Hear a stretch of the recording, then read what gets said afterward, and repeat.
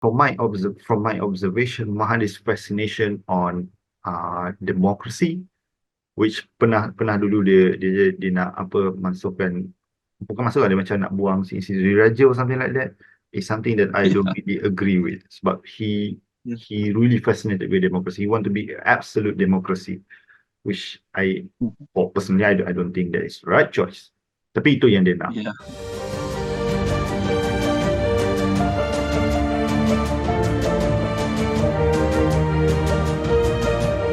Assalamualaikum warahmatullahi wabarakatuh dan salam sejahtera. Selamat datang ke podcast Yusra Podcast yang dibawakan oleh saya Muhammad Atikullah bin Muhammad sebagai host anda dan saya Fitri sebagai co-host. Okey. Fitri, pada hari ini kita rekodkan pada 31 Januari 2024. And then ada beberapa isu hangat yang kita nak borak-borak santai. And then ada beberapa isu yang kita akan bawakan. Jadi seperti biasa saya minta Fitri untuk ulaslah sikit. Kita panggil dia summary. Apakah isu-isu antara isu yang akan kita kupas pada pagi ni? Alright, okay, boleh. So hari ni 31 Januari dan lepas dah habis dah pun Januari 2024. Ada orang kata masa berlalu terlalu cepat, ada orang kata masa berlalu terlalu lambat. Either way, Malaysia tak pernah lambat dan Malaysia tak pernah cepat dalam kontroversi. Alright, there's always have anything to do. The politician, the citizen and stuff. So that's why we have this podcast untuk bincang pasal benda-benda ni. So tajuk hari ni kita ada one of the big news that hit the penjawat awam kat Malaysia. First of all, dia orang tukar jadi kontrak, and then lepas tu ada spekulasi pasal pencen bakal dimasukkan betul ke tak, betul ada orang pro, ada orang against it, mana satu yang baik, mana satu yang buruk. Lepas tu ada orang netizen, especially sebab netizen ni ramai mewakili dari kalangan rakyat.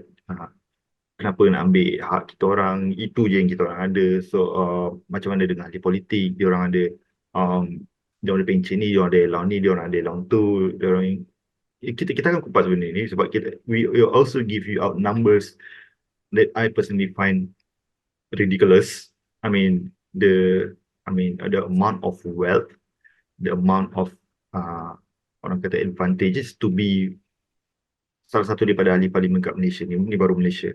So apa benda yang diorang dapat setiap bulan, apa benda yang pencen yang diorang akan dapat, indeed this and that. So kita akan pasal benda tu juga. And secondly, hari ni mark a new beginning, sebab semalam last day, right, untuk hari yang di-Pertuan Agong. Ini kita tukar yang di-Pertuan Agong baru.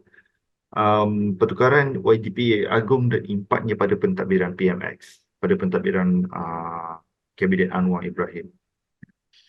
Sama ada anything difference, sebab yang yang sekarang punya YDPA, siapa sih YDPA sekarang, dari mana? Sultan Abdullah. Abdullah. Dari? Bukan sekarang lah, maknanya Sultan Abdullah dah balik ke ni, ke negeri Pahang. Jadi bakal digantikan dengan? Akan digantikan dan dijadual akad sumpah pada hari inilah oleh Sultan daripada Johor, Sultan Ibrahim. Daripada Johor. You know, those officials from Johor, they really, like strong-minded, stern, Dan pernah sekali kan sebelum kita start recording ni, kita cakap tentang sebelum ni ada dua kepala yang mengemudi Malaysia. So not sure if macam mana Anwar akan react if there's something, like the changes kalau ada kepala yang lagi kuat. Dia macam ada Jose Mourinho dengan Pep Guardiola dalam satu team. It's fascinating to see, it's interesting to see. Dan seterusnya, Tun Mahathir Mohamad cabar adakan pilihan raya, buktikan ada majoriti kepada Anwar Ibrahim. Because Tun pun sekarang dah kena dakwaan macam-macam. One of the few yang saya ingat, dia tak isytihar, dia perlu dipanggil untuk isytihar and stuff. I think that has something to do with Tun Daim as well. And then lepas tu daripada kita akan kupas sebelum ni, saya tak nak bagi all the point. And yang Ya. poin terakhirnya, pentingnya percukaian kepada negara, sebab masuk second half of the year akan ada pelaksanaan secara menyeluruh, I guess, that cukai baru akan dilaksanakan, macam awal tahun ni kita ada low value goods punya cukai, bawah 500 and stuff. And last year pun kita ada macam stuff yang kita beli online, macam contoh macam platform dari Amazon, kita dah ada cukai. Sebelumnya biasa 500 ke atas ada cukai, sekarang 500 ke bawah pun ada cukai. Ya, kita akan bincang pasal perkara itu juga, dan it will bring us first to the pencen. Bakal dimasukkan atau tidak? Tanah. Okey. Jadi Fitri, terima kasih saya ucapkan, sebab Fitri dah ulang ataupun dah huraikan berkenaan dengan overall topik yang kita akan borak pada hari ini. Jadi kita teruskan dengan topik pertama lah, pencen lah. Pencen sama ada akan dimansuhkan ataupun tidak. Alright. Jadi pencen ni, pencen adalah suatu yang sangat penting. Jadi saya just bagi dia punya background dululah.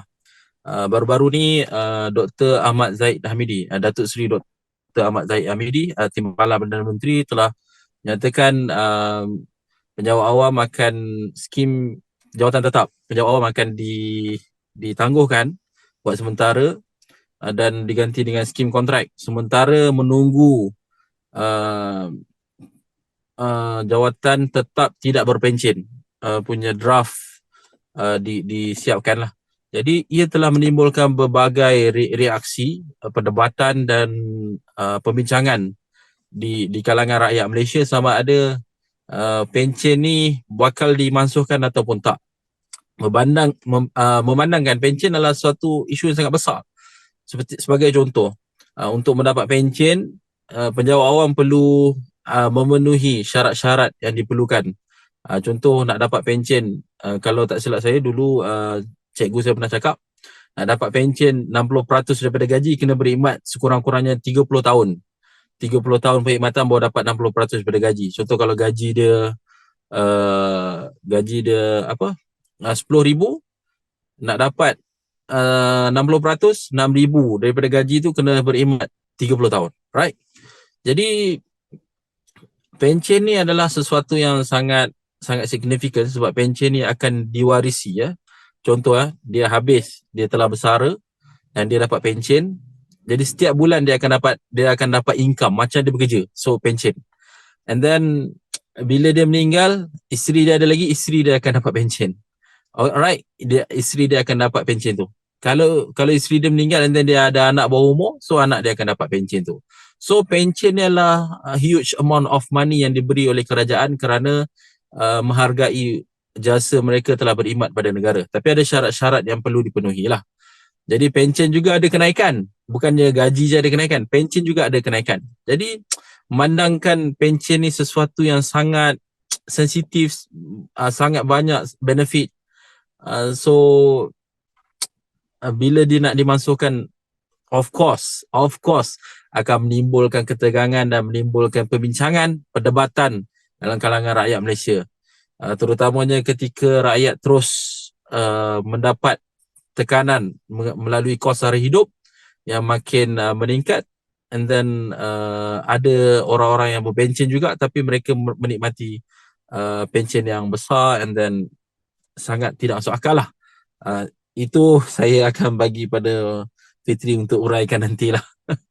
Okay, so saya bukan nak kritik pencen siapa-siapa, tapi pencen ni adalah sesuatu yang sangat diinginkan sebenarnya. Berbanding kita dapat sedebuk money, duit yang banyak, contoh kita dapat 400,000, 500,000, and then kita kena manage untuk berbelanjakan. Dan kita tak tahu sama ada umur kita panjang ataupun tak lah kan. Kita takut duit habis sebelum umur kita habis. So itu adalah sesuatu yang sangat ditakuti oleh semua orang, bukan hanya orang yang ni lah. Tapi kalau pencen, so akan dapat selagi dia hidup lah. Jadi sesuatu yang sangat besar. Okay, jumlah pencen sekarang ni, kerajaan belanjakan 31 bilion. 31 bilion kerajaan kena belanjakan. 31 bilion ni untuk berapa orang penerima manfaat? dia 900 bilion penerima manfaat. Jadi 331 bilion ni untuk 900,000 orang. 900,000 orang yang menerima pencen. Alright. And then setiap tahun Timbalan Menteri Kewangan dululah, dia Datuk Seri Ahmad Maslan ni, dia kata setiap tahun dia anggarkan 32,000 orang yang pencen. Setiap tahun 32,000 orang pencen. So total sekarang 900,000. And then dianggarkan dalam masa 20 tahun lagi bil pencen yang perlu ditanggung oleh kerajaan bernilai lebih kurang 120 bilion. Jadi dari segi ruang fiskal kerajaan ialah satu bil yang sangat besar. Jadi kerajaan memikirkan satu langkah alternatif untuk memasukkan pencen dengan KWSP lah, bagi orang untuk mencalon kepada KWSP. Jadi isu yang hangat ni bukan pasal pencen ni sangat. Bukannya pasal figure-figure pencen ni, tapi isu yang hangat adalah figure-figure yang diterima oleh ahli politik yang menerima pencen. Jadi saya serahkan kepada Fitri lah untuk terangkan apa manfaat-manfaat dan kelebihan yang didapatkan oleh seorang ahli politik ketika beliau berkhidmat dan selepas pencen. Okey Fitri, teruskan. Yeah, sure. But before that, pejabat awam dia selain daripada dapat pencen, dia juga ada simpanan KWSP juga. No. Tak ada. Oh. Kecuali dia sebelum ni dia kontrak, so lepas tu dia baru jadi tetap, so dia adalah simpanan KWSP. Okay. Alright. Okay, so I'm going to bring it up to you. Of course, nanti akan ada screenshot, and also the link we will put dekat description where you can get this info. It's pretty easy. Berita harian, we read it online. Berita harian and January 26 punya entry. So kat sini kita dapat tengok gaji bulanan seorang MP. Okay, ikut menurut Akta Ahli Parlimen tahun 1980. Whether or not akta ni dah diubah ke belum, I don't think so. Kalau rasanya tak. I strongly feel that it's not, sebab kalau dah diubah mungkin dia akan letak akta lain dalam artikel Januari. Dia ada pindaan lah. Not yet, right? Mungkin dia akan buat 1980 pindaan berapa. Yes, betul. Okay. Here, berikut adalah gaji dan senarai allowance yang mereka layak terima. Gaji RM16,000 sebulan. That's higher than most of the CEOs dekat like swasta punya company. Kehadiran mesyuarat parlimen hadir saja RM400 sehari. Itu pun ada orang yang tak datang parlimen. Duit dah banyak sangat rasanya. Kehadiran mesyuarat bengkel dan seminar 300 sehari, dalam kerajaan 2,500 sebulan. You can scroll on and some stuff that is like funny. Allowance pakaian sejuk, bantuan bayaran pakaian black tie hingga RM1,500 sebulan. Lesen kenderaan bercuma. Wow. MP, okay. Allowance makan di luar negara 340 semalam. Bayaran harian semasa dalam perjalanan perniagaan dalam negara RM100 semalam, luar negara RM170, lawatan rasmi penerbangan kereta api kelas pertama, and on that you can see on the link that kita orang akan letak dekat comment section below. Also, tadi Atik ada cakap yang I'm not saying all, tapi ada cikgu yang report cakap, okay, untuk dapatkan pencen, you need to work for minimum 30 years. 30 years minimum. You're not even sure that you're going to... Actually, minimum not 30 years. Untuk dapatkan 60% daripada gaji tu 30 tahun. Mungkin kalau kurang daripada tu dia separuh je. Separuh gaji. Now, bandingkan dengan MP. Whether it's 100% or not. Look, MP layak pencen selepas kerja 36 bulan. Which equates to 3 years. It's 3 years. MP juga layak mendapat pencen selepas menambahkan 36 bulan perkhidmatan yang boleh diambil kira dan mencapai usia 50 tahun. So what's the issue here? The issue here is MP bukan ada satu ahli politik overall, not just MP. Ahli politik in overall, they don't have like only one pencen. Dia ada mungkin jadi MP, lepas tu dia akan jadi, macam kita dah bincang offline sebelum ni, dia boleh jadi EXCO, dia boleh jadi Perdana Menteri, dia boleh jadi, so all this position dia orang boleh ada, okay, pencen untuk MP, pencen untuk EXCO. So ini yang membuatkan netizen marah. Nak senang ni, nak tahu senang macam ni, netizen ni senang, the Malaysians as a whole, jangan kacau duit dia orang. Even though a simple thing like macam, walaupun the headline is, contoh, the headline is okay, cukai ni nak naikkan, dia orang akan marah sebab most of dia orang akan baca headline dulu, whether it's true or not, number two. But in this context, dalam konteks ni dimansuhkan, well of course lah, mungkin kerajaan, sebenarnya kerajaan bermain dengan api. Kalau contoh dimasukkan tapi lepas 2-3 tahun dia still draft, dia dimasukkan sebab nak buat draft kan, so kerja tetap tanpa pencen, right? That's what they want to do, right? Contoh kalau dalam 2-3 tahun lagi dia still tak ada macam tak nampak draft tu pergi mana, macam hala tuju tak tahu pergi mana, again macam dalam episod sebelum ni saya cakap, Malaysians, citizens, rakyat, diorang will never hesitate to change it. So the government cannot play with fire right here. You don't play with someone's money.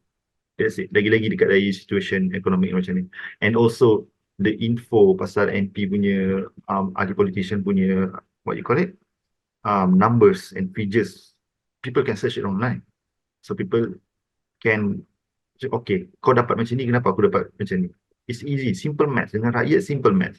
And also mungkin nanti bagi kalau pentadbiran Anwar, it will be dangerous sebab nanti mungkin akan nak dekat pilihan raya, akan ada satu parti yang datang, okay, sebenarnya kita akan bring back pencen. You're going to lose that pilihan raya, my friend. Lagi satu sebuah kerajaan tak boleh jamin bahawa dia akan menang next election. Jadi jadi ia sangat bahayalah sebenarnya. Yeah, sure. You don't play with fire, you play with people's money, because we don't have anything. Rakyat tak ada, rakyat tak ada benda, dia duit je yang boleh, yeah, of course, money is not everything, you can have a conversation about that, but we don't have anything much. They have power. Power is more, number satu power, number dua money, because without power, you cannot make all these changes about money. You can circulate the money around, they have power. Rakyat only ada money. But even though you want to, okay, complicate, sebenarnya kita bayar sekian bilion ni, kita boleh save macam ni, sebenarnya kita orang bagi kau benefit, kita orang tak bagi kau pencen, tapi kita orang bagi kau benefit macam ni.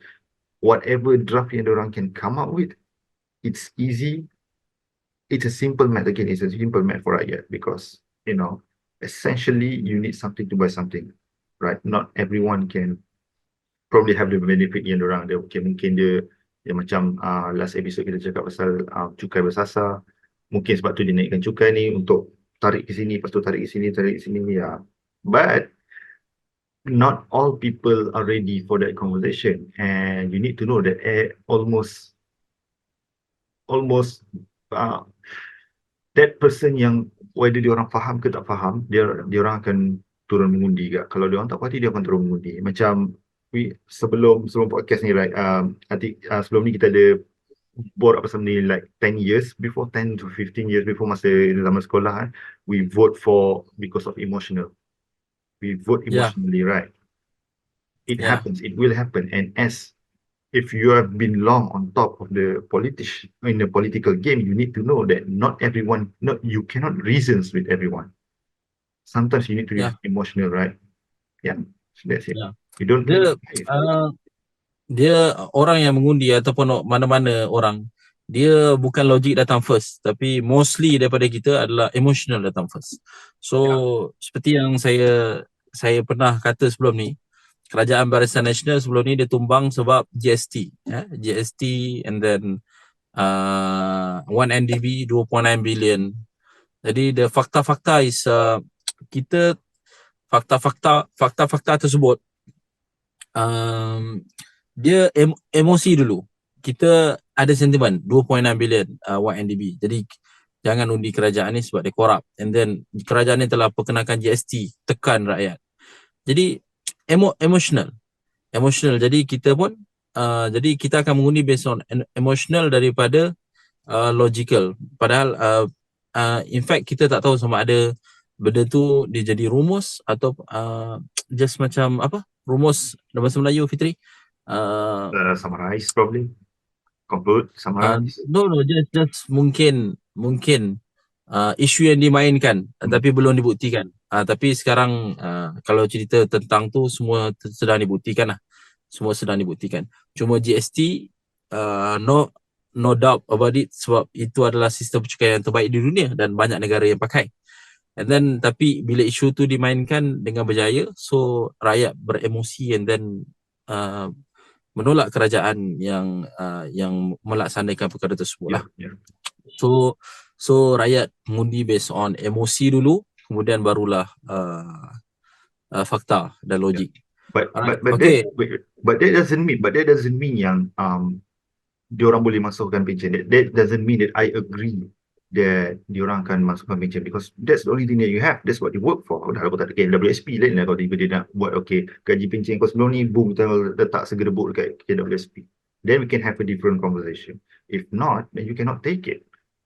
By hook by crook. Ya, dia macam ni, Fitri. Sebenarnya kalau kita tengok pada angka dan fakta yang sebenar, mostly akan efek yang tak dapat pencen adalah golongan muda lah, start daripada Februari 2024. Sebab yang dah dapat pencen sekarang and then yang rekrut sebelum Februari, mereka akan dapat pencen macam biasa. Tapi so maknanya orang-orang yang telah sedang berkhidmat pada kerajaan, mereka akan dapat pencen macam biasa. So dia tak efek apa-apalah. Cumanya pencen tu stop sampai pengambilan Februari. Januari saja. Maknanya Februari ni mana-mana yang masuk pada pejabat awam so tak ada lagi pencen. Sebab mereka ada kontrak dan bukan kontrak, maknanya mereka tetap tapi mereka tidak berpencen. Mereka caroman. So mostly yang akan efek adalah generasi muda lah. Betul tak? Generasi muda yang akan tak dapat pencen ni. Jadi generasi yang telah lepas so dia akan continue lah nikmati persaraan tu. Sorry to interrupt, but on the flip side, it's time to break the narrative yang orang government tak buat banyak kerja sangat. Probably dengan tak ada pencen ni, not saying that dia orang akan work hard, probably contoh kalau draft yang keluar nanti, mungkin kau tak dapat pencen tapi kau akan dapat bonus ni kalau kau hit the KPI sekian. Now you don't have people, probably it will tackle the issue yang pukul 9 kau still breakfast, pukul 10.30 kau dah pergi Globe City. That's the issue yang kita selalu main, right? Well, orang yang sebelum Februari tu confirm nak pukul 9 dan still hantar anak pergi sekolah. I'm not sure sekolah mana yang terima nak pukul 9, but probably it happens. But that's the thing, and probably kalau dia buat draft macam tu, I'm not sure kalau dia ada bagi initiative, instead of pension probably kita bagi ni. If you hit this and that, then probably we'll tackle the issue of productivity in some sense. Sebab memang ramai criticism sekarang dekat kerja government. Datang of course lah, pakcik datang pukul 8 tapi kaunter tak buka, kata pukul 9 buka, ni pukul 11 pun buka, itu pun orang datang pakai selipar, itu pun bawa nasi lemak lagi. So the narrative is always bad about the government workers. This is not a secret, right? This is not a secret. Probably masa tu ini open secret. Yeah, it's an open secret. Probably macam now I don't have, sebab mungkin I strongly assume that sebab aku ada kerja macam mana pun aku tak akan dibuang, now my position is in jeopardize. It's a contract. If I'm not perform, I'm out. Now I need to show. Well, I see in that sense, if they behave like that, then it's good. Yeah, I think that's only good. Okay, faham, clear. So anything to add, Fitri? Nothing. Let's see how. Tapi ada tarik tak bila draft tu akan keluar, ataupun benda ni dah memang nak confirm or something? Setakat ni sama-sama. And then for the facts is sepatutnya kerajaan kalau dia nak masuk pencen dia kena pergi pada parlimen lah, sebab dia ada dalam perlembagaan untuk pencen. So kalau mereka nak ni, mereka kena dapat majoriti 2/3 untuk pindah perlembagaan. Kalau mereka laksanakan masukkan pencen tanpa melalui parlimen, mereka telah melanggar ni lah. Itu yang dikatakan dalam akhbar lah untuk mereka masukkan pencen. Okay, Lux, kita tengok sikit overview apa sebenarnya pencen yang ahli politik yang marah sangat dengan ahli politik, right? QPEX ni satu badan yang macam QPEX satu badan yang memelihara ataupun menjaga kepentingan penjawat awam, right? So setiap kali ada isu yang boleh menjejaskan kepentingan penjawat awam, jadi QPEX akan ke depan untuk mempertahankan penjawat awam. Jadi apa kata QPEX? QPEX kata masukkan pencen orang politik dulu, baru masukkan pencen ni lah. Jadi QPEX dengan jelas mempertahankan penjawat awam dan suruh ahli politik dulu. Alright. Seperti yang Fitri katakan tadi, seorang ahli parlimen, seorang ahli politik mungkin boleh dapat 4 pencen. Yang pertama, contoh kalau dia adun, dia dapat pencen jadi adun. Alright. Adun ni negeri punya ni lah, negeri punya kita kata macam ahli parlimen tapi untuk negeri lah, dia panggil adun. Alright. And then kalau dia dekat peringkat negeri, dia jadi esko ataupun dia jadi menteri besar ataupun jadi ketua menteri, dia dapat pencen lagi, pencen menteri. Alright. Menteri besar, dia dah ada 2 pencen kat situ. Tiba-tiba dalam masa yang sama dia adalah ahli parlimen, dia dapat lagi pencen ahli parlimen. Alright, pencen sebagai ahli parlimen. And then dalam kabinet kerajaan, dia juga merupakan seorang dia dapat jadi menteri ataupun Perdana Menteri. Jadi dia dapat pencen menteri ataupun Perdana Menteri. Seorang ahli parlimen, seorang ahli politik boleh dapat sampai 4 pencen. Jadi kerajaan kata tanggungjawab moral, PMX katalah tanggungjawab moral ahli politik adalah daripada 4 ni ambil satu sahaja. Itu adalah tanggungjawab moral. Saya tak sure sebab itu adalah perkataan yang tergantung sama ada kita kena ada satu gazette. Kena gazette satu. Ahli politik boleh ambil satu je contoh. Dia nak ambil yang paling tinggi ke, tapi satu je. Satu je. Tapi ialah parlimen dan DUN berbeza. Jadi kalau nak gazette tu dia kena gubal kedua-dua. Perlembagaan dan peringkat negara dan peringkat negeri. Jadi dua-dua tu kena gubal lah. Sebab negeri lain persekutuan lain.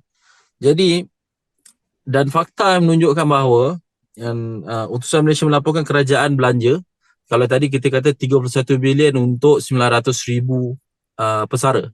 Alright. Yang ni untuk ahli politik saja. Untuk ahli politik saja kerajaan belanja 2 bilion setahun, 2 bilion setahun untuk ahli politik. Untuk ahli politik. Kalau kita take out figure 2 bilion tu daripada 31 bilion. Jadi ada 29 bilion. 2 bilion daripada 31 bilion tu adalah untuk ahli politik. Dan kita tahu ahli politik tak mungkin sampai angka yang sangat banyak. Dan 900,000 tu saya kata mostly adalah penjawat awam. Jadi 2 bilion untuk satu 2 bilion untuk satu kuantiti yang kecil adalah sangat banyak sebenarnya. Berbanding 29 bilion untuk penjawat awam yang seluruh Malaysia yang banyak, yang besar. Jadi sebab tu orang akan marah jika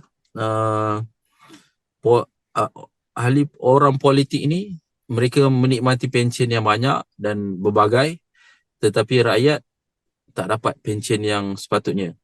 Jadi sebab tu isu ni menjadi bualan dan menjadi hangat. Dan saya juga nak bawa satu dimensi pemikiran yang lain, sebab benda ni nak kena 2/3 diluluskan di Dewan Rakyat. Jadi adakah ia adalah sentimen isu yang dimainkan? Ataupun ialah seperti kita tahu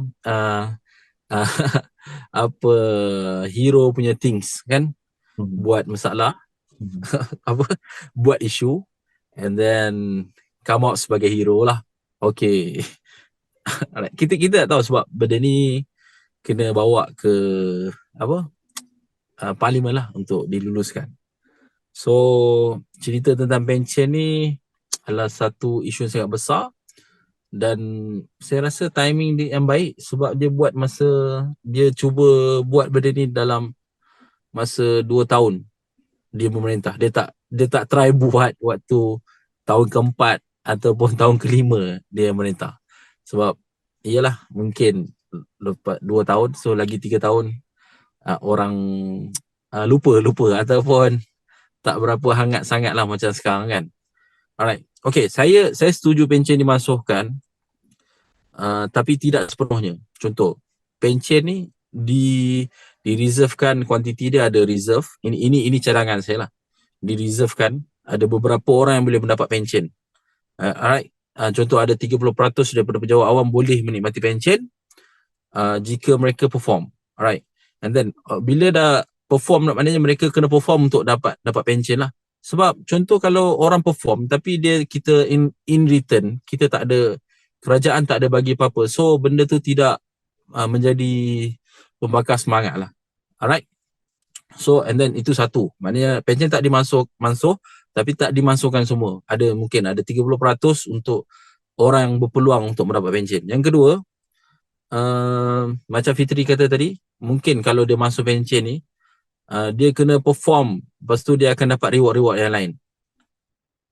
Dia akan dapat reward, contoh dia dapat bonus dan sebagainya. So dia akan perform. Alright.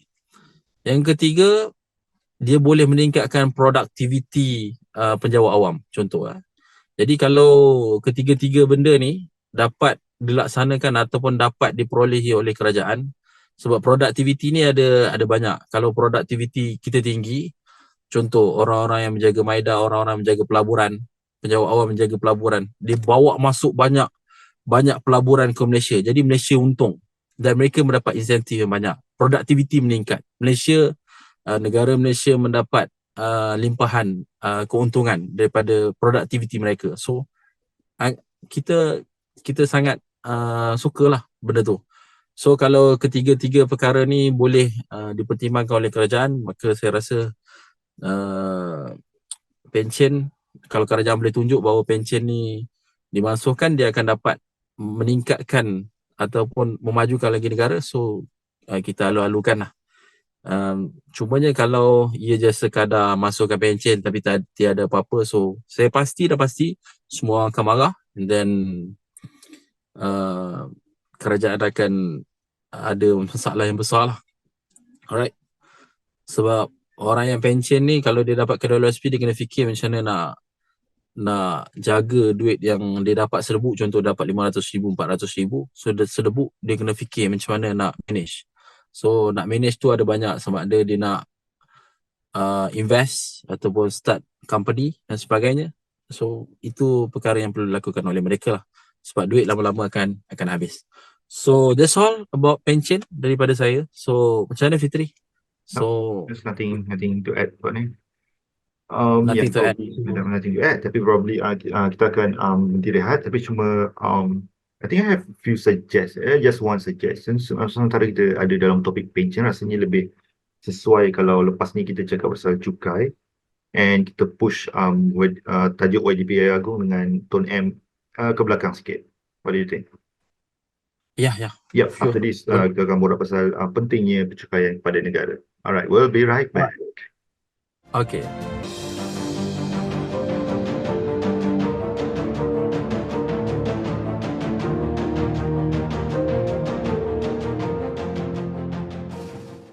Hai, selamat datang. Welcome back. Irashaimase. I use the wrong Japanese there.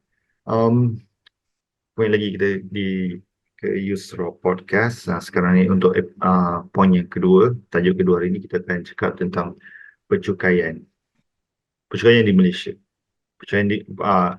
Generally pencukaian, kenapa pentingnya cukai untuk negara? I mean, there's no country in the world yang tak dicukai, as far as I know. Tapi kali ini kita akan specific more about Malaysia, right? So, cukai, before we get into touch a little bit in politics, just want to know what the generally cukai is. Cukai is actually, yang cukai ni dia ada banyak, right? Dia cukai pendapatan, dia cukai, I don't know, there's few things that I learned previously. Cuba ingat balik, cukai excise, cukai tanah, cukai this and that. So pentingnya cukai ni, duit-duit yang kita collect tu digunakan untuk membiayai perbelanjaan pentadbiran negara, and also macam contoh untuk infrastructure, jalan and everything. Kan sometimes there's also certain country, I think it's a Europe country yang kenakan cukai untuk what you call it, carbon emission or something. It has something to do with that. Mungkin tak ingat dia buat apa, tapi ada cukai jalan or something yang dia duit tu dia gunakan untuk more for something about sustainability, probably invest more untuk kereta EV, something yang akan give good returns to nature and stuff like that. Masa cukai juga digunakan oleh kerajaan untuk mengekalkan pertumbuhan ekonomi, terutamanya jika berlaku kelembapan ekonomi dengan menyuntik data kewangan ke dalam ekonomi negara. It speaks much. Doesn't really need explanation on that. Cukai juga merupakan alat pengagihan semula pendapatan dan kekayaan secara tak langsung kepada mereka yang memerlukannya. And also, lastly, cukai juga digunakan untuk meringankan beban sara hidup rakyat. So, in context of Malaysia, I think kita ada sebelumnya the most famous one we have BRIM. And then now we have like benda kita banyak sangat scheme sebenarnya. Like macam STR. dapat RM100. I mean, baru dapat mesej semalam, dapat RM100. I mean, 2 hari lepas. So, itu sebenarnya duit cukai. Yeah, I'm smiling. Itu sebenarnya duit cukai. Yep, so it's easy. I think most people, I think around on our age dah faham cukai macam mana. But yang jadi the question is probably sometimes ada orang cakap tax the rich, which actually bring us to a completely different conversation that we can have why rich people doesn't pay tax or why sebenarnya kita tak boleh tax the rich. But the point yang kita nak cakap, cukai ni is not a bad thing, but it will be a bad thing kalau first jadi politik kan. And kalau kedua, kita bayar cukai tapi cukai tak pergi mana. I mean, ataupun disalurkan dekat, source yang salah. Contohnya kalau kita terlebih on welfare. Let's, Argentina. Right, sebelum Javier Milei jadi Perdana Menteri, Presiden or whatever yang baru-baru ni, Argentina have an inflation 100%. Once they reach like almost 120%, if I'm not mistaken. And they've been changing prime minister over president, but still doesn't have anything to do. Doesn't really change much. Why? Sebab they spend more on welfare, like 60% on welfare. Duit cukai semua, more on welfare. Dia macam like you breeding homeless, like you don't tak guna duit cukai tu untuk probably go out invest or probably bina once infrastructure baru or try to focus on tourism, try to get the money exchange up to the level that needed. Tapi dia bagi contoh, dia macam setiap bulan dia ada BRIM untuk bagi faham setiap bulan dia bagi BRIM. So they focus 60% on that, 60% on the spending on welfare. Walaupun dia nampak bagus, actually it's not good, but it's breeding homelessness. People tak ramai yang I mean, the amount, I don't really have the numbers, but I did have, tapi dah lupa. So it's not, dia tak boleh, macam government cannot macam betul-betul pegang tangan citizens and okay, step by step, all duit cukai swap. No, you cannot do that. Lama-lama that baby cannot learn how to walk properly. So the distribution of cukai dekat Malaysia ni, okay, I'll give you 100, but at the same time the remaining I'll focus more on, let's say macam bawa masuk Tesla or something, and then we can open up jobs. It's rather, dia lagi bagus, I give you 100 and then you go to work rather than I give you 500 every month, you don't need to work. So the distribution of the tax, pengagihan cukai tu yang actually always been menjadi main lah. Yeah. That's my say about it, about cukai. But if you want to go more about SST and GST, where actually GST was actually good, then yeah, it's a completely different conversation. Probably I think I can mention a little bit about that. I'm not sure. Alright. So you want to mention about Okay, that? Fitri. We'll see. Alright. Okay. Terima kasih Fitri atas introduction yang saya rasa padat dan tepat. Alright. Jadi kita tengok sikit berkenaan dengan cukai. Cukai. Kita tengok sikit cukai ni dia tak lari daripada belanjawan kerajaan. Jadi kita tengok belanjawan kerajaan yang telah dibentangkan oleh PMX di Parlimen untuk belanjawan kerajaan persekutuan 2024 lah, 2024. Okey, kita tengok hasil kerajaan ni dia datang daripada 5 item. 5 item dan 3 daripada item tersebut adalah pencukaian. 2 lagi bukan pencukaian. Jadi kita tengok 44.4% daripada hasil kerajaan datang daripada cukai pendapatan. Alright? Dan 2.6% adalah daripada cukai langsung lain. Nama dia. And then 14.9% daripada cukai tidak langsung. Kemudian jadi 3 item tadi semua cukai. Cukai. Jadi hampir 60% sudah, lebih 60% daripada hasil kerajaan datang daripada cukai. And then hasil bukan cukai adalah 16.2%. And then pinjaman dan penggunaan aset kerajaan 21.9%. Alright. So itu adalah hasil daripada macam mana kerajaan dapat duit. So seperti yang kita tahu ada 2 cara macam mana kerajaan nak dapat duit. Nak dapat duit antara dia adalah kena pinjam. Pinjam ada pelbagai institusi kewangan dunia lah pinjam. And then yang kedua, pinjam ni dia boleh pinjam dekat institusi luar negara dan pinjam dalam negara. Contoh nak pinjam KWSP, pinjam KWAP dan sebagainya, institusi kewangan dalam negara. Jadi dia boleh pinjam. Pinjam luar negara pun boleh seperti Bank Dunia dan sebagainya. Yang kedua, cara nak kutip duit lagi adalah cukai. Alright, cukai. Sebab tu penting cukai ni. Jadi lepas dia dah dapat duit ni, ke mana pula diorang belanjakan? Okey, kita tengok perbelanjaan dia.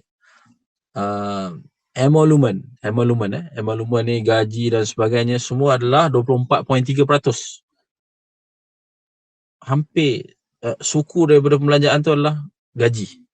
Right? Lepas tu bayar hutang, bayar khidmat hutang 12.6%, perkhidmatan dan bekalan 9.7%, bayar persaraan 8.2%. Right?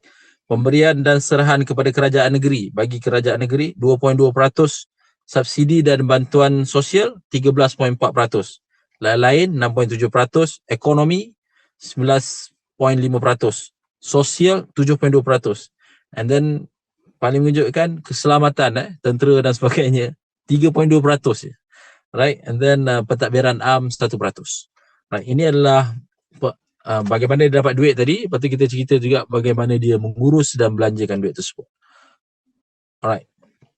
So bila kita sure bahawa cukai ni adalah punca terbesar pendapatan daripada kerajaan. Jadi nak meningkatkan pendapatan kerajaan akan buat cukai. Jadi hari ni kita nak tengok kepentingan cukai pada negara lah. And then kita nak introduce juga cukai-cukai apa yang kerajaan perkenalkan. Okey, ini saya petik daripada teks ucapan Perdana Menteri di Parlimen ketika dia membentangkan cukai pendapatan. Dia kata cukai yang kita pungut pula antara yang terendah di ASEAN, yakni 11.8%. Kepada KDNK ketimbang Singapura, berbanding Singapura 12.6%, Thailand 16.4% berdasarkan tahun 2021. Maka sebagai langkah meningkatkan mutu perkhidmatan dan bantuan kepada rakyat, kerajaan perpaduan bertanggungjawab meluaskan asas hasil. Okey, dia buat reformasi cukaian. Apa antara reformasi dia? Dia naikkan kadar cukai perkhidmatan SST daripada 6 ke 8%. Alright, 6 ke 8%. Kalau dulu GST 6%. Alright, ini SST naik 6 daripada ke 8%. Namun tidak membebankan rakyat. Peningkatan ini tidak termasuk perkhidmatan seperti makanan, minuman serta telekomunikasi. Maknanya makanan tak kena tax, tak kena kenaikan 8%. Minuman tak kena, food and beverage, and then telekomunikasi. Alright. So yang lain semua kena cukai lah. Broker, penaja jaminan dan karaoke semua kena cukai. And then itu naikkan cukai daripada 6 ke 8%. Yang kedua apa yang kerajaan buat adalah memperkenalkan cukai baru. Alright. Kerajaan akan menguatkuasakan pelaksanaan cukai keuntungan modal. Alright, ini cukai baru. Bagi pelupusan saham tidak tersenarai oleh syarikat tempatan berdasarkan keuntungan bersih pada kadar 10% mulai 1 Mac 2024. Round the corner lah, March. Cukai cukai keuntungan modal ni tuan-tuan adalah contoh kalau kita jual rumah ataupun apa-apa yang daripada modal yang kita laburkan, kemudian kita dapat pulangan, ada keuntungan, maka keuntungan tersebut dikenakan cukai. Sebagai contoh, Fitri main saham, contoh kan, untung 1 juta. Dia laburkan 2 juta, untung 1 juta, so dia dapat 3 juta. 1 juta tu akan dikenakan cukai. Apa-apa saja bisnes yang kita lakukan, yang melibatkan modal, jadi ada untung, ada cukai. Alright, sekarang tak ada lagi lah. Mula 1 Mac ada untung, ada cukai. Tapi dalam akhbar ada juga bagi tahu pengecualian yang dikenakan.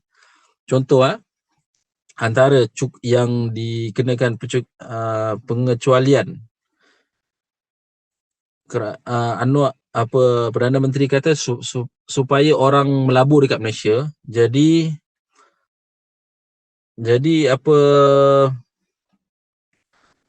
supaya orang tak takut melabur kat Malaysia. Sebab contoh, kalau dia nak melabur kat Bursa Saham Malaysia, orang akan fikir, kalau aku melabur nanti untung tu kena cukai. So dia kecualikan keuntungan kalau mereka melabur ke Bursa Malaysia lah. Alright. So yang itu cukai baru yang diperkenalkan. Yang ketiga, kerajaan perkenalkan apa? Kerajaan perkenalkan cukai barang bernilai tinggi pada kadar 5 hingga 10% ke atas barang bernilai tinggi tertentu seperti barang kemas dan jam tangan berdasarkan nilai ambang harga barang. Jadi kalau nilai tinggi barang tu dikenakan charge 5 hingga 10%. Jadi itu adalah antara cukai-cukai baru yang telah diperkenalkan oleh kerajaan. Saya rasa ada lagi satu cukai barang bernilai rendah juga yang diambil daripada barang luar negara yang bernilai rendah pun akan dikenakan cukai jugalah. So itu adalah antara cukai. Ya, betul. LVG, ya. So dia ada cukai barang bernilai tinggi dan cukai barang bernilai rendah. Alright. Rendah pun kena cukai, tinggi pun kena cukai. And then dia ni lah cukai atas modal lah. Itu antara cukai baru yang diperkenalkan. Kalau berbanding dengan GST dulu, buat apa-apa pun semua kena pukul rata. Alright? Pukul rata. Dan dalam ucapan belanjawan ni, Perdana Menteri menjamin bahawa jika cukai-cukai ni dapat dilaksanakan and then berjaya, so dia akan meningkatkan bantuan kepada rakyat lah. Bantuan kepada rakyat. Seperti yang kita tahu, cukai-cukai ni jika kerajaan dapat seperti GST, SST, dulu GST, sekarang SST dan sebagainya. Apa yang kerajaan akan buat? Kerajaan akan gunakan cukai tersebut kepada ada 12 benda. Ada 8 benda. Pertama, kerajaan akan meningkatkan infrastruktur seperti college, universiti untuk pendidikan. Jadi kerajaan akan labur kat situ. Lepas tu dia akan buat sekolah, lepas tu dia akan meningkatkan untuk kesihatan, bantu golongan memerlukan, meningkatkan infrastruktur kemudahan awam seperti buat kereta api dan sebagainya. Kemudian pertanian, perindustrian, keselamatan negara, lepas tu pembangunan. Jadi ada 8 benda yang kerajaan akan belanjakan untuk cukai ni. Tapi saya nak highlight adalah membantu golongan yang memerlukan. So membantu golongan yang memerlukan ni, kerajaan dulu kita ada BRIM, sekarang ni kita ada STR lah, sumbangan tunai rahmah. Kalau banyak collection cukai daripada kerajaan, jadi kerajaan boleh menyalurkan semula duit golongan-golongan yang berpendapatan rendah ni yang bayar cukai melalui STR lah, STR sumbangan tunai rahmah. Jadi sepatutnya bila kerajaan banyak melaksanakan cukai, kena banyak juga amount ataupun bantuan yang diberikan kepada rakyat yang berpendapatan rendah lah. So itu akan membalankan hot issue tadi. Cukai ni ramai orang marah, tapi jika ia setimpal dan bantuan yang diberikan tu sangat bagus, so rakyat akan reda lah. Sebab kita tahu yang kena bayar cukai ni ramai orang-orang yang sepatutnya kena bayar cukai. And then orang yang dapat bantuan ni adalah orang-orang yang sepatutnya dapat bantuan. So kalau cukai tu naik, jadi kita sepatutnya orang-orang yang mendapat bantuan pun sepatutnya dapat naik jugalah. Dan akan ada masalah. Saya setuju kalau cukai naikkan, kalau golongan ni lah, golongan yang sepatutnya dapat bantuan ni mendapat bantuan yang sepatutnya, bagi saya macam okey lah dengan cukai yang dinaikkan. Saya setuju kalau cukai itu naik and then bantuan pun naik. So bagi saya no problem. And then kerajaan kena perhalusi lagi lah perkara ini supaya ia tidak menjadi satu berita dan mimpi ngeri kepada kerajaan di kemudian hari. So pada saya itu saja saya nak cakap tentang cukai. Yeah, but Ada something just to follow up you. So that's why they try to untuk selaraskan apa padu yang just like we said on the previous episode, where of course cukai tahun 2024 yang lagi banyak daripada cukai tahun zaman GST. Whether you agree GST is good or not, that will be a completely different conversation. But apa yang government buat sekarang untuk at least nampak usaha dia untuk bersasarkan cukai tu, macam mana dia buat tak tahu, tapi at least nak target betul-betul this is golongan yang memang memerlukan bantuan, menerusi paduan. Actually that's a good thing. As a theoretically on paper, that's actually a good thing. Sebab mungkin one can dispute that cukai dulu sebenarnya tak distribute dengan elok. Ni sebenarnya ni ambil lebih, duit cukai tu pergi mana, kenapa buat benda-benda yang sia-sia. Ingat masa ni menara apa yang naik hari tu, yang orang cakap menara ni tinggi tapi jalan mesti berlubang. Mesti jalan mesti berlubang. So cukai, I mean people have no rasanya, I'm not speaking in sebagai wakil all the Malaysian citizens, that distribution of the tax wrongly lagi buat orang marah daripada percukaian tu sendiri. Like if you pay, I mean orang dekat Sweden dia punya cukai tinggi juga, orang kat Europe, negara Europe dia punya cukai tinggi juga, but they have a good medical cover, dia orang ada like jalan yang bagus and everything is good. Well, they have a fair bad things about them too, tapi in terms of tax distribution rasanya dia orang tak ada masalah. Dan itu yang rasanya kerajaan Malaysia perlu, whoever yang jadi kerajaan perlu improve from now on. But just a quick question and just something that came into my mind. Was Najib the only one that believe that yes, it's good? Sebab zaman Najib kita tukar balik Mahathir jadi 1, 2, 3 langkah Sheraton, tukar. All of those guys, how many was it? How many prime minister was it? 4, 5? Kenapa dia orang tak bring back GST? So that's come to mind. Does Najib seorang je ke yang bikin GST ni good,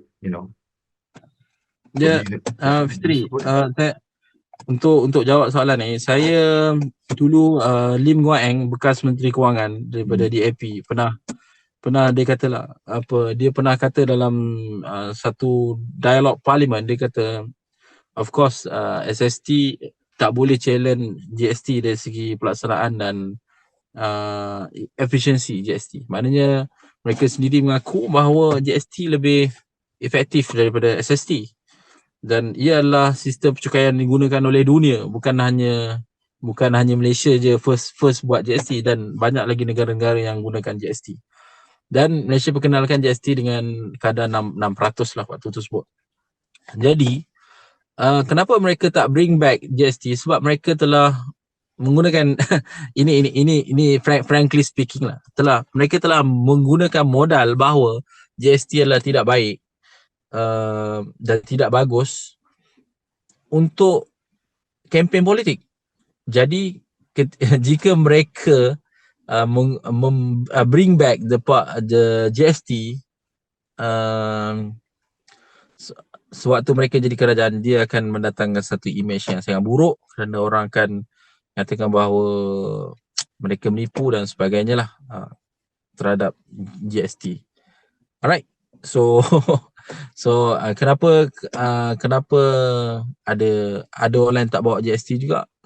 Sebab antaranya tahun pandemic adalah tahun yang sangat sangat terrible. Sebab kalau contoh orang tengah susah waktu tu, kerja tak ada dan sebagainya, tiba-tiba kita bring back the GST, so akan menyebabkan something yang besar lah, akan menyusahkan orang dan orang akan marah. So ada dua sebab lah kenapa GST tak dibawa balik.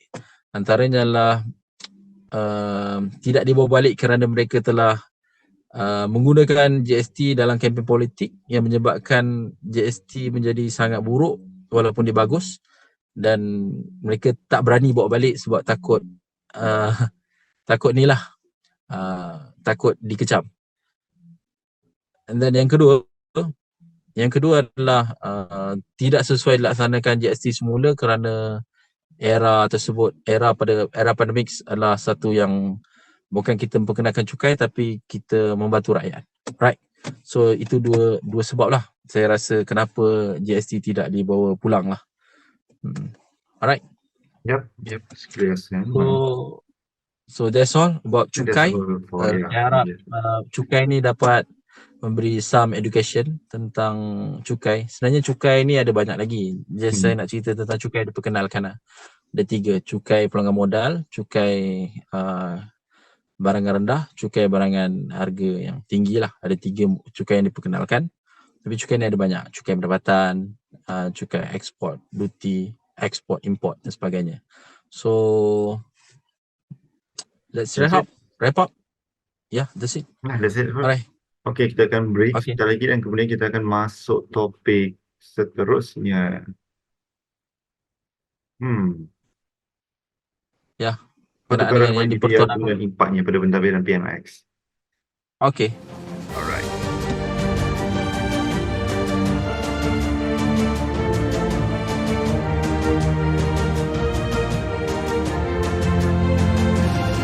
Selamat kembali ke podcast Yusra Podcast, dan sekarang ni kita akan bincangkan topik yang sedang hangat diperkatakan. Pada hari ini kita, pada semalam 30 Januari telah Sultan Agung kita telah pulang ke negerinya, iaitu negeri Pahang Darul Makmur, iaitu Sultan Abdullah. Jadi kita akan mendapatkan seorang agung yang baru daripada negeri Johor. Jadi sebagai introduction, kita nak kenal dulu dengan agung yang bakal insyaAllah 5 tahun mengemudi negara kita. Jadi kita kenal sikit berkenaan dengan biodata dan namanya. Okey. Jadi insyaAllah agung yang kita akan dapat adalah seorang agung daripada daripada negeri Johor, Duli Yang Maha Mulia Sultan Ibrahim ibni almarhum Sultan Iskandar. Sultan dari Pertuan bagi negeri dan jajahan takluk Johor Darul Ta'zim. Okey, Sultan Johor diputerakan pada 22 November 1958. Duli Yang Maha Mulia Sultan Ibrahim dididik dan diasuh untuk menjadi seorang raja yang cerdik, berpengetahuan, berwibawa dan berdaulat. Seperti yang kita tahu, tuanku boleh bawa banyak kenderaan yang boleh dibawa oleh tuanku. Jadi sangat-sangat hebat untuk seorang sultan. Tuanku mengikuti jejak langkah kesultanan sebelum baginda dengan melibatkan diri dalam aktiviti ketenteraan, pengurusan, pentadbiran yang dijadikan asas untuk membina semangat juang, disiplin, kepimpinan dan perwatakan. Kepimpinan tuanku terselah bila setelah tamat persekolahan. Tuanku dilantik sebagai platoon komander ketika menjalani latihan ketenteraan di Pusat Latihan Tentera Darat di Kota Tinggi. Alright. Jadi Sultan Ibrahim adalah dan saya rasa bukan hanya Sultan Ibrahim, bahkan anaknya TMJ, Tunku Mahkota Johor, juga dilatih dengan ketenteraan. So untuk membentuk disiplin dan kewibawaan melalui disiplin ketenteraan. Dan saya rasa ialah sangat hebat, dan kita tahu negeri Johor adalah satu negeri yang memang sangat menghormati dan mendaulatkan sultan. sultannya. Jadi negeri Johor disebut sebagai negeri sultan, dan sultannya yang sangat lantang dan sultannya yang sangat menekankan aspek kehidupan rakyat mereka di Johor. Jadi melihat kepada karakter dan Sultan Johor yang akan menjadi agung kita. Jadi saya sangat teruja untuk melihat adakah apakah yang akan dilakukan oleh tuanku. Dan seperti di wawancara podcast Keluar Sekejap, TMJ dengan tanpa segan silunya mengatakan bahawa your PM gonna have a hard time. Ya, so bila Tuan Sultan Ibrahim datang, so PMX kita akan ada hard time.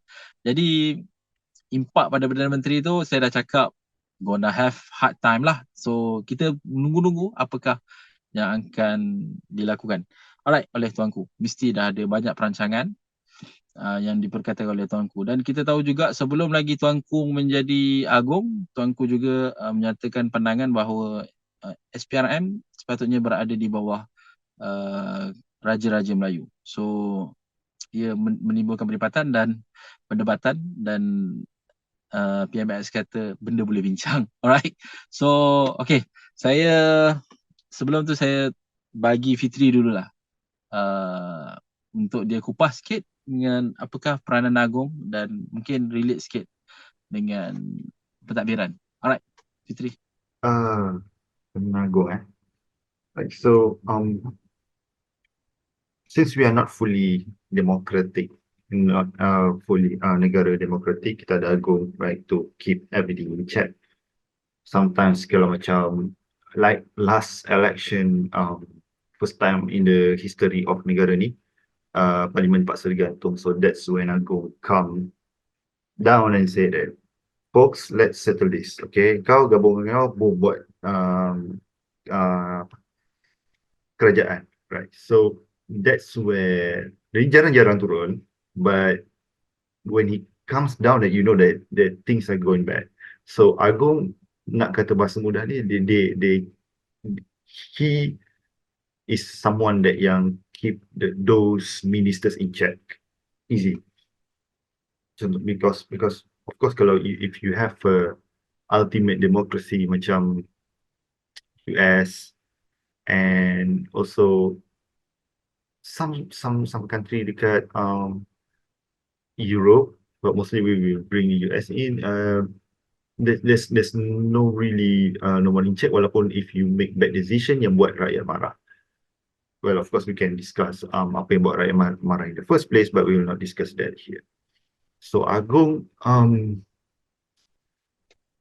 that is the thing that make we actually as a Malaysian unique, sebab those circumstances yang actually sebenarnya boleh, you know, macam there's a call out when agung said something that you know that it's really serious. Macam sebelum Sultan Ibrahim turun, dia cakap for the last time, I'm not sure kalau dia ada cakap tu ditujukan siapa or he have someone in mind, dan dia cakap changing government again and again is not a good thing. Macam probably macam contoh negara Europe, probably United Kingdom, maksudnya dia tukar like 2 atau 3 kali juga Prime Minister, which actually bad. Sebab of course kita dah bincang sebelum ni kan, kalau kita tukar Prime Minister, apa jadi, mungkin new legislation, new laws kat pelabur. So pelabur mungkin mula masuk dia ada hutang, betul, ada tax, lepas tu second time dia masuk tak ada tax, tu dia macam pening kepala. So agung is there to keep those ministers in check. And kalau macam contoh, probably there's someone or something that Prime Minister buat atau appoint yang tak relevan bagi agung, bukan dia nak buat saja, there must be a good reason on it. Dia someone that can overrule that once and for all, let's say. Sebab tu agung ni dia jarang turun, but once dia turun, that you know something is bad and need intervention really bad, and keep those people in check. And Sultan Ibrahim daripada Johor, you know that Sultan daripada Johor ni we know there is difference. Diorang stern, diorang disiplin, diorang tegas. Rasanya dia punya, what you call it, ayah dia which is ni ayahanda pada TMJ, right? Ya, dia punya atuk. Ya, ya. Rasanya masa saya belajar diploma dekat Batu Pahat dulu, dia banyak cerita juga yang sebenarnya ayah pada uh, Sultan Ibrahim ni Sultan Ibrahim. lagi keras, dia lagi keras, dia Ya. lagi stern. Well, of Hmm. course, you need that people on top. But the thing is, when you have some figures like that collide dengan Anwar, I'm not saying Anwar ni dia macam ni sikit, tapi Anwar, he have his own things to do. And Anwar ni dia jenis yang, saya dia jenis yang, he could be reasonable, he is reasonable. So, masa dia cakap boleh bincang tu, yeah, it's a good thing to have when you have those heads on top. Macam saya cakap, dia macam ada Mourinho and Guardiola in the same team. It's menarik. It's satu yang menarik untuk kita saksikan. But masing-masing probably akan proof point yang okay, I want to do this untuk rakyat, buat ini untuk rakyat. And kalau they do things like they compete in a good way, rakyat yang akan dapat benefit. It's something good. It's something good to watch. It's really fascinating to see. Tapi dari segi macam sebab Sultan sebelum ni, Sultan Abdullah, dia memang dekat dengan rakyat. Memang dekat dengan dia pergi macam dia punya jelajah Borneo. Dia pergi ni memang dia literally turun tingkap. Lepas tu dia borak pasal ni. Lepas tu dia tanya orang tu fan apa Arsenal. Lepas tu dia pandang pelik. Saya sebagai fan Arsenal terasa dia dekat dengan rakyat. Literally. Dia dekat dengan rakyat. So, Sultan Ibrahim mungkin dia tegas, mungkin dia macam that's a benchmark yang Sultan Abdullah letak. Okay, aku dekat dengan rakyat ni. Berapa dekat kau boleh pergi? Mungkin Sultan Ibrahim nak, probably karakter dia bukan macam tu. So we can't expect kalau tiba-tiba nanti on the next 5 years Sultan Ibrahim tak turun, tak buat apa benda ni, tapi mungkin dia more on the paperwork. Dia buat paperwork, dia luluskan ni, luluskan that. You can't expect him like to behave the same. And you can put like the benchmark that kalau dia tak turun dengan rakyat, kalau dia tak borak dengan rakyat, kalau dia tak buat macam ni dengan rakyat apa benda. So it's Sultan Ibrahim failure, that's a really naive thing to say. Sebab dia mungkin dia stern, mungkin dia show his love differently kepada rakyat. Tapi of course, in the back of his mind, I think yang dia macam okay, Sultan yang sebelum ni dah letak benchmark yang tinggi untuk really dekat, untuk dengar rakyat and act on it. Not just dengar, not just okay, keluarkan baca statement biasa lepas tu dah hilang. No. Rasanya memang Johor, walaupun kita nak kritik macam mana pun, walaupun dia punya TMJ kita nak kritik macam mana pun, dia still work for his own people, right? So kalau dia ada helm dekat Malaysia, I hope yang dia akan do what's best for Malaysia. Sebab sekarang pun dengan kerajaan yang macam Tun Mahathir cakap, it's not a majority punya kerajaan. So walaupun satu parti tu is dominant, dia orang bergabung, tapi dia orang macam kalau ada chance aku nak ambil, hope they can keep them in check lah untuk kesejahteraan Malaysia juga. We don't want to change to another PM, change to another legislation, change another law, another jurisdiction, another this, another that, just tired. I think Sultan Ibrahim tidak akan membenarkan institusi istana, nama beliau iaitu Agong, yang di-Pertuan Agong dipergunakan dengan sewenang-wenangnya seperti yang digunakan oleh ahli politik sebelum ni. Agong suruh, Agong yang perintahkan, Agong yang arah. So I think that's probably tak akan berlaku ketika Sultan Ibrahim, kerana dia mesti akan menjaga nama baik Agong. Right? Yep. So Fitri, continue. No, that's it. That's the end. There's something much need to say. Well, probably you have something to add. Yeah. Okay, strong. Dulu Sultan Iskandar ada strong character, tapi we reserve that for end of this conversation. Dia adalah sangat hebat, ataupun saya sangat teruja sebab ketika ni Anwar Ibrahim, Perdana Menteri Malaysia, dia mendapat mandat daripada daripada agung untuk menjadi Perdana Menteri ketika kerajaannya dibentuk bukan oleh satu parti, tapi dibentuk dengan berbagai parti. Dan ada sebahagian yang sebut kerajaan perpaduan. Anwar Ibrahim menggelarkan diri mereka sebagai kerajaan paduan, tapi di pihak Bangka menggelar mereka sebagai kerajaan campuran. So whatever it is, dia adalah sebuah kerajaan yang tidak fully dibentuk dengan satu parti. So kedudukannya boleh tergugat dan jika tersilap langkah. Right, jika contoh hati-hati kepala-kepala parti-parti lain ni tidak dijaga dengan baik, so mereka mungkin boleh menjatuhkan kerajaan, right, dan membentuk kerajaan yang lain dengan pembangkang ataupun sebagainya lah. Jadi the point is PMX sekarang berada dalam situasi yang banyak kompromi perlu dilakukan. Okay, dengan sebab tu dia kata boleh bincang. Dan ketika Agong kata ni lah, dia tak terus kata dan kita tahu macam mana PMX Idris. Dia adalah seorang yang seperti Dr. Mahathir tulis dalam buku dia, Dr. in the House, Anwar appears to be all things to all people. Maknanya Anwar dia cepat sesuaikan diri dengan setiap orang untuk setiap benda lah. Dia boleh jadi, Anwar Ibrahim boleh jadi sangat demokratik dan dia boleh jadi sangat sesuai dengan siapa-siapa je. So itu adalah karakter Perdana Menteri kita, dan dia adalah sangat bagus untuk hubungan-hubungan diplomatik dengan negara-negara lain, kerana kita perlukan strong karakter yang macam karakter yang boleh menyebabkan orang suka dengan kita. So Datuk Seri Anwar Ibrahim dia ada karakter tersebut lah. So Sultan Ibrahim kita tahu adalah video yang sangat famous. Dia kata di Johor ni kita boleh, kalau dia campak satu batu kena dekat atas kepala datuk, lepas tu batu tu melantun kena lagi satu datuk, melantun lagi datuk. So mungkin dia kata terlalu banyak datuk. Alright, so sebagai seorang sultan, dan dia kata dia tidak menjual darjah kebesaran negeri Johor. Tak suka boleh pulang balik.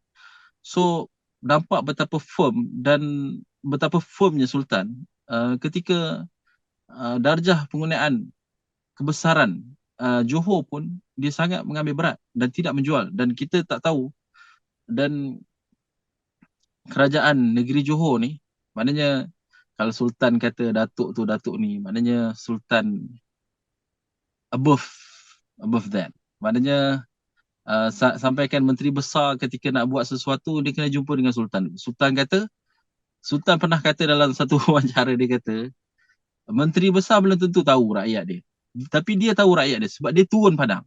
So dia tahu negeri ni ada apa dan sebagainya. Jadi sebab tu dia nak MB coordinate dengan dia sebelum nak buat apa-apa, supaya dia boleh bagi pandangan and then approval benda tu boleh dilaksanakan ataupun tak. So kita tengok dia memang tak jual, dan dia bukan cari duit dengan sultan bukan cari duit dengan menjual gelaran.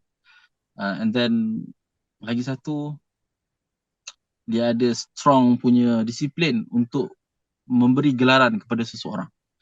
Yang kedua, yang kita tahu juga bahawa apa yang dilakukan oleh Sultan Ibrahim adalah Sultan Ibrahim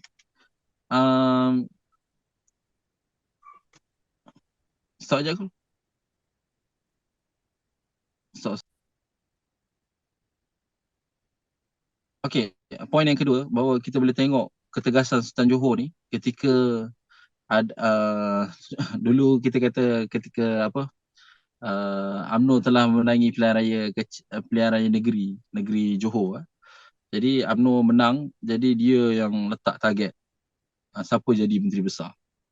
Dan Sultan dalam temu bual bersama TMJ kata dengan terus terang bahawa kenapa Sultan Ibrahim menolak calon daripada UMNO dan meletakkan calonnya sendiri, iaitu MB sekarang, kerana untuk menunjukkan bahawa Sultan yang berkuasa menentukan siapa yang boleh jadi MB. Alright, so kita dah tahu bahawa Sultan Ibrahim tidak suka jika keputusan-keputusan dibuat membelakangkan beliau sebagai Sultan. Jadi sebab tu TMJ kata PMX akan ada satu masa yang sangat ni, sebab saya pasti kalau mengikut track record tuanku di Johor, tuanku uh, akan nak ambil tahu terhadap setiap benda yang ingin dilakukan oleh kerajaan. Kerana tuanku bertanggungjawab untuk melaksanakan ataupun bukan melaksanakan, tuanku bertanggungjawab untuk memberi approval. So based on this point, saya rasa PMX memang kena lagi banyak kita panggil lagi banyak toleransi terhadap apa yang diinginkan oleh Sultan Johor. Right. Lepas tu lagi satu, setiap sultan yang nak jadi agung, saya pasti sebab mereka kemungkinan akan menjadi agung once a life. Once a life. Satu kali saja seumur hidup. Maybe kalau umur panjang mungkin boleh jadi 2 kali lah. Tapi kalau kita tengok based on pusingan, satu agung 5 tahun. So kita ada berapa tu Fitri? Sultan? Can't get it on top of my head. I think something belas something.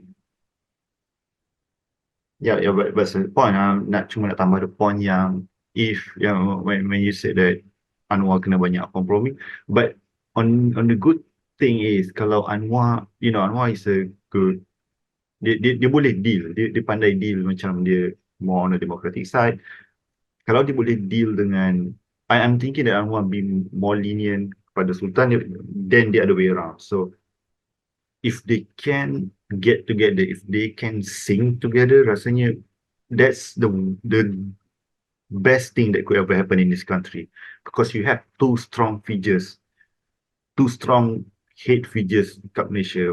Well, we can pray for something not like that, right? Memang itu yang kita nak, dan dia akan tutup macam ada peluang-peluang kalau macam mungkin tipulah kalau sekarang those yang in the government, that coalition government yang kerajaan perpaduan, mesti ada 1, 2 atau 3, 4, 5, 6, 7, 8, 9, 10 orang yang macam aim nak jatuhkan Anwar.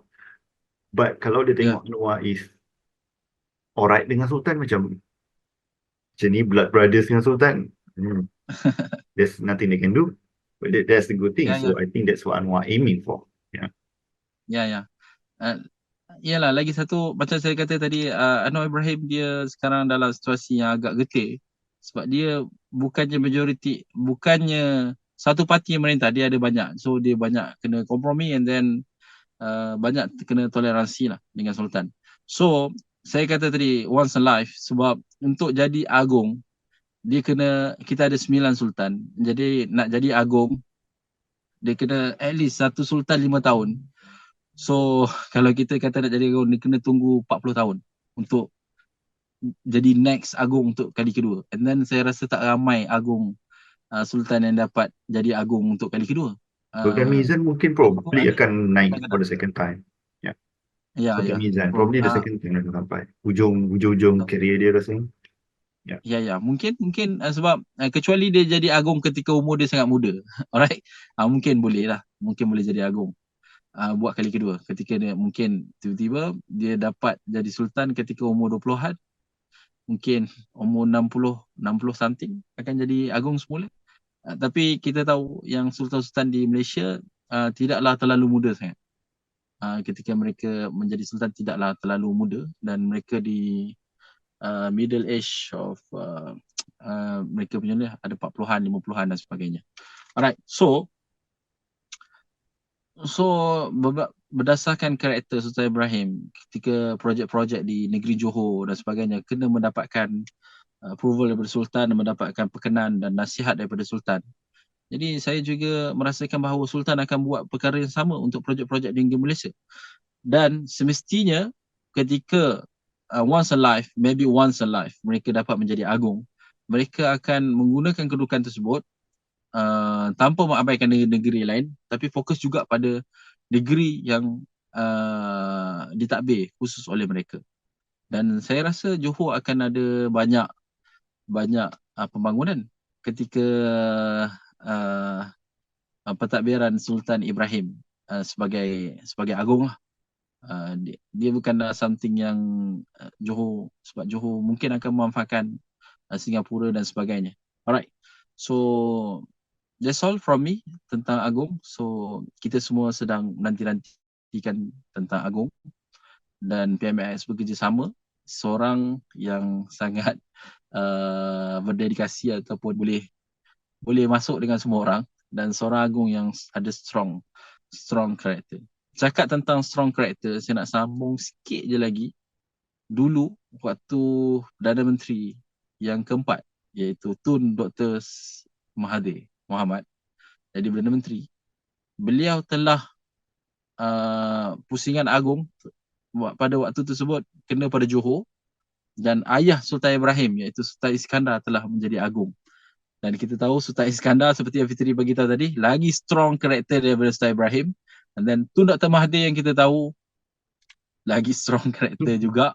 So pada waktu tersebut mereka terpaksa bekerja bersama. Nak cakap pasal Tun Dr. Mahathir ni, Tun Dr. Mahathir kat siapa tak kata? Dia tak kata. Saya ingat hari tu masa dia berbalas-balas komen dengan TMJ, dia kata Tengku Mahkota juga boleh ditukar. Tun Dr. Mahathir dengan secara umum mengatakan perkara tersebut. So kita tahu bagaimana Tun Dr. Mahathir. Alright. Dan ketika Dr. Mahathir dengan Sultan Iskandar, jadi Dr. Mahathir juga sangat kuat kerana dia menang 2/3 daripada kerusi di parlimen. Kemudian dia ada strong, jadi dia ada sebab untuk dia ada reason untuk menjadi kita kata bukan angkuh, tapi kita kata apa, dia ada reason untuk mengatakan bahawa dia kuat. Tapi dia boleh work well dengan Sultan, dan dua-dua strong karakter ni bekerja dengan sangat bagus dan memajukan Malaysia. Alright, so sekarang ni kita ada satu karakter yang strong, and then kita ada satu karakter yang sangat lenient. So kita menanti-nantikan kedua-dua punya ni lah performance. Alright, dah terlanjur kita bercakap dengan berkenaan dengan Tun Dr. Mahathir. So di hujung-hujung ni kita masuk sikit berkenaan dengan Tun Dr. Mahathir. Apa yang Tun Dr. Mahathir, saya rasa Tun Dr. Mahathir buat hal lagi minggu ni. Lepas. Dia buat apa yang hal Dr. Mahathir kata? Ya, dia buat hal since forever, tapi cuma just take stops. Macam dalam podcast sebelum ni kita cakap, dia look, we are dealing with the guy that call out the Jews dekat pentas dunia. You think he cares to call out, much respect to the Sultan institution, but you know, he called out everybody. If you can call out the Jews and call out George Soros and his cronies, kalau kau PM apa lah kau sangat, he will call you out. The thing is, he doesn't scare anyone in the world. He doesn't scare anyone. But of course, yang the point of kita akan tanya is whether dia statement yang dia buat tu betul atau salah. I'm not saying that he's always right. Probably because he made a lot of statements, and some of the statements contradict against each other. Kali ni dia minta Anwar untuk buat pilihan raya, which I personally don't agree, because it will kacau, like kacau the cycle of the pilihan raya itself, which is supposed to be 5 pilihan raya. And then kalau let's say, mesti kalau mungkin Anwar akan kalah, dia akan ada retorik orang cakap-cakap yang actually dia buat benda tu, dia nak gugat satu negara untuk lepaskan anak dia sebab anak dia dah kena panggil for statement this, and dia punya kawan ni dia Daim kena panggil untuk buat ni, and then dia nak lepaskan ni. There a lot of talks. There's a lot of talk, because when you talking about Dr. Mahathir, you're not talking about what happens dalam January 2024. All those things yang dia cakap, mungkin it's something that build up from 5 years, 10 years, malah 20 tahun lepas. Even around sekarang pun, it's actually, we can go back to 1998, whatever dispute that he have with Mahathir. So he called out for Anwar. Dia call out Ya. untuk Anwar suruh buat balik pilihan raya sebab Anwar has not a strong government, just like you macam Atik cakap tadi. And yes, but yes, agree, betul, dia tak ada strong government, which is for me, from my observation, Mahathir's fascination on democracy, which pernah dulu dia nak apa masukkan, bukan masukkan, dia macam nak buang si Raja or something like that, is something that I don't Ya. really agree with, sebab Ya. he really fascinated with democracy. He want to be absolute democracy, which personally I don't think that is the right choice. Tapi itu yang dia nak. Ya. Ya, sebab dia pun cakap yang dia ada 2/3. So I'm the legitimate, dia legit PM. Kau Anwar, kau bukan Ya. legit PM. So let the people choice again, which we get a lot of trouble to get to that. Come on. So yeah, again. Ya. If that a reason, macam yang Fitri kata tadi, Dr. Mahathir nak call out for election against, because sebab anak dia kena panggil, and then tu Naim pun dah kena. Itu adalah benda yang benar-benar diperkatakan oleh Anwar Ibrahim ketika sebelum dia jadi Perdana Menteri. Dia kata Dr. Mahathir takut kalau Anwar jadi Ibrahim, semua harta akan kena rampas, and then Anwar akan susahkan orang lah. So sekarang Anwar, apa yang Dr. Mahathir paling takut dah pun jadi kenyataan. Alright, dan kita tahulah Anwar Ibrahim takkan buat pilihan raya dalam masa terdekat, and then kita just bukan nak kata tu sangat, tapi kita nak kata sekarang ni Anwar sedang eager untuk mengorek ataupun melondehkan siapa yang ada kaitan dengan Dr. Mahathir. Yeah. Alright. So kita dapat tahulah benda tu lah. So But the game Dr. dari Mahathir dulu pun, yeah, the game from Mahathir is Mahathir call out for it. Kalau nak tahan saya, dia cakap dalam the article that I read yesterday, kalau nak tahan, macam biasa dia punya cara cakap, kalau nak tahan saya, tahanlah. Saya boleh awak boleh siasat saya sebab saya tak ada kuasa. Tapi macam Perdana Menteri, kita tak boleh siasat. Ketua SPRM, kita tak boleh siasat. Which back to the Yeah. point yang Sultan actually nak buat the SPRM itself as an organisation, not under the government, but under Sultan, direct under him, which actually makes sense in one way or another. Yeah. I think I just think the SPRM sepatutnya berada bawah Sultan.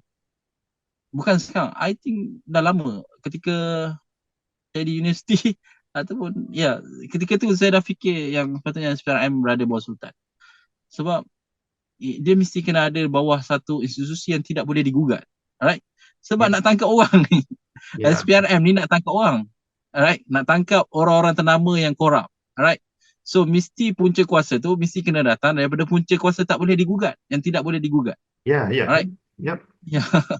So that's why I think brilliantly Sultan Johor kalau dapat dilaksanakan ataupun boleh bincang yang diperkatakan oleh Anwar Ibrahim. So apa yang diperkatakan oleh Tun Dr. Mahathir, I think dia adalah salah satu psikologi untuk pancing Anwar Ibrahim untuk marah dan call out. Tapi Anwar Ibrahim bukan orang yang senang terpancing dengan psikologi tersebut. And then I think apa yang sedang berlaku, biarkan ia sedang berlaku. Kalau Dr. Mahathir rasa, Dr. Mahathir kata nothing happen, tiada apa salah guna kuasa dan sebagainya. Jadi hopefully benda tu akan diterjemahkan lah dengan baik. Sebab kita kalau boleh, saya tak nak siapa-siapa didakwa dan didirilah kalau tak bersalah. Kita tak nak ada satu mainan politik kotor yang nak menjatuhkan orang lain dengan menggunakan kuasa politik. Alright? So kita juga tak nak terkena dekat kita juga tak nak terkena pada orang lain. So that's why hopefully sebab apa sahaja yang kita ada hari ini kita akan ditanya di hadapan Allah SWT. Seperti Anwar Ibrahim kata dulu, dia jumpa dengan Habibie, dia kagum dengan Habibie kerana Habibie kata apa saja yang kita lakukan pada hari ini akan dipertanggungjawabkan dan ditanya oleh Allah SWT terhadap apa saja yang kita ada pada hari. So that's why Tun Dr. Mahathir dia call for election, and then I think Sultan Johor juga strongly disagree about changing the government because kita baru nak bentuk kestabilan setelah beberapa siri Sekarang. Barisan Nasional Pertukaran Perdana Menteri kita dulu nak dapat daripada nak bertukar 4 kepada 5, Perdana Menteri keempat pada 5 tu pun susah. So sekarang kita dah tukar sampai I think dah 10 Perdana Menteri. Sampai ke 10 kita bergerak dalam masa beberapa tahun. So very terrible. So I think Dr. Mahathir sekarang tengah fikirkan langkah-langkah politik supaya Anwar Ibrahim untuk dijatuhkan. Tapi kita semua tak nak benda tu supaya dia boleh fokus pada pentadbirannya, buat kerja-kerja yang bagus untuk rakyat. So dalam masa yang sama kerajaan pembangkang melakukan semak dan imbang. Apa-apa yang tak baik yang kerajaan lakukan dia semak dan dia call out, shout out about the issue lah, supaya kerajaan menjadi lebih bagus. Dan kalau tak bagus, kalau kerajaan tak bagus, kita akan tukar. Rakyat boleh memilih dan menukar kerajaan ketika pilihan raya akan datang. Alright. So that's all about kenyataan Tun M. Yeah, that's it. I think that's a really good, really heavy episodes so far. But kita have a lot of things to look forward to, because it will affect the country, both in short term and then in, of course, long term. A lot of things happen. So let's see next week. Do we see what's up about Malaysia? Probably something. Something statement lagi keluar daripada Tuan M. I'm not sure. This just 2 episodes back to back. We're talking about Tuan M. Probably dia kind of lagi statement yang akan dia keluarkan. Alright. Yeah. Yep. So that's it from me. Thank you for tuning in. Just if you find this podcast helpful, just like and subscribe. And yeah, we'll see you next week. Have a nice day. Yeah. See you. Bye. Have a nice day. Bye.